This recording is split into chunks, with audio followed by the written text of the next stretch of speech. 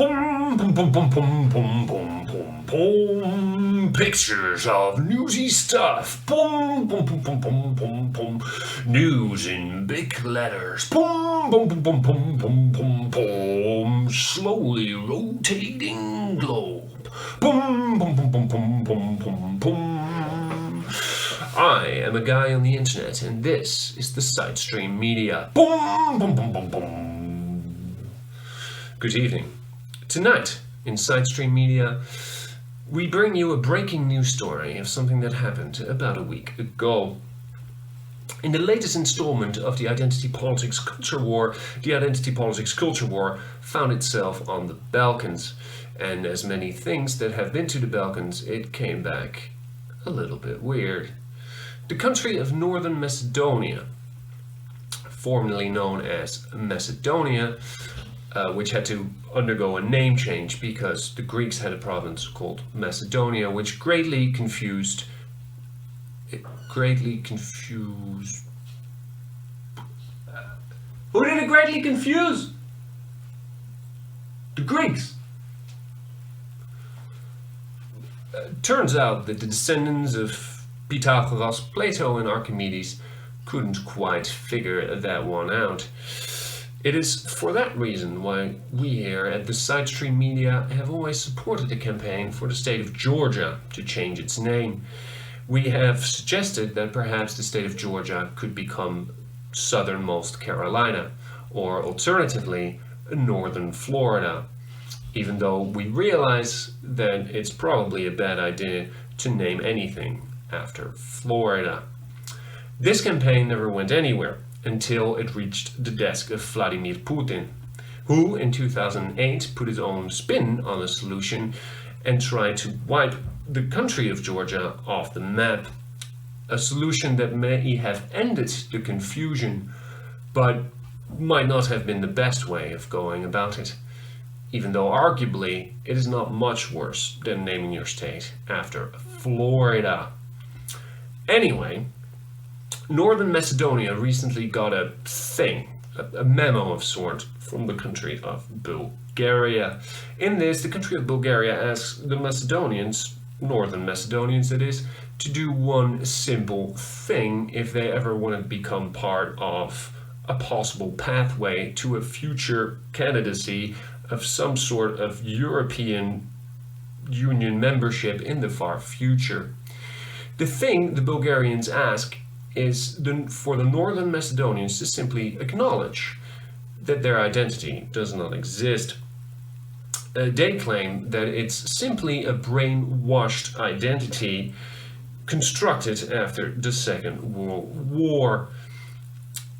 Bulgarian sociologist Dimitriev, who is critical of the memo, writes in Develop, if that nation persistently refuses to abolish itself, Bulgaria considers that an act of aggression, which is interesting, because that is exactly the way I feel about Sean Hannity. The Macedonians are just asked to acknowledge that they're simply strange Bulgarians speaking Bulgarian in a funny way.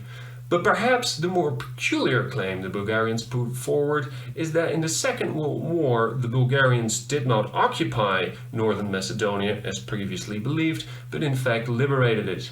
The Bulgarians, at the time fighting for the Axis powers, claim that they liberated Northern Macedonia, their brethren from the southwest, and they liberated it from...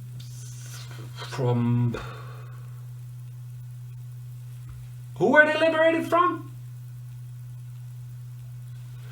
We'll get back to you on that. It is a similar situation in which the Dutch found themselves in the Second World War when the Germans decided to invade their Western brethren to help them test their bikes. Similarly, Iraq found themselves in this position when the Americans invaded to bring a democracy. I know, it's a funny one, a strange one, but it really happened. I know, it's weird, but trust me, it happened. So why would the Bulgarians do such a thing? Could it perhaps be to distract from the widespread popular protest going on in Bulgaria? Or is it a distraction from the picture of their prime minister who was laying on a bed half naked with a handgun and stacks of euro bills? Or perhaps it's something darker. Could it be a double bluff? Or as we like to call it, a double bluffarian? To quote Alex Jones, we have seen documents, many documents, that indicate that Bulgaria itself does not have an identity.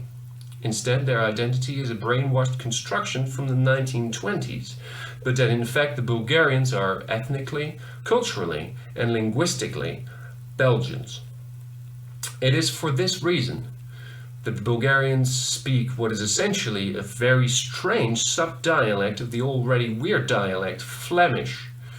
Why they cannot have a proper, stable, decent government, and why, this is most important, their roads are crap. Is this right?